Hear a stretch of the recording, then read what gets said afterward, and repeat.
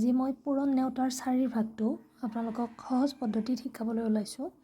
পোনপ্ৰথমে আমি এনেদৰে বক্স বনাই ল'ব লাগিব। তাৰপিছত ইয়াতে লিখিব লাগিব 2 4 6 8 মাজত 0 আকৌ 2 4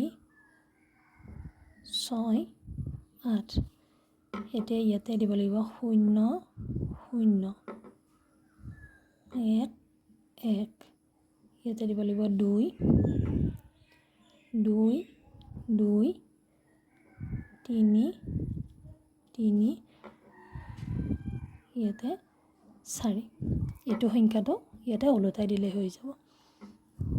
এতিয়া চাব 4 ইয়াতে দেখাই লওঁ আগতে 4 1 গুণ 4 4 2 গুণ 8 4 3 গুণ 12 4 4 গুণ 16 4 5 গুণ 20 4 6 গুণ 24 4 7 গুণ 28 4 8 গুণ 32 4 9 গুণ 36 4 10 গুণ 40।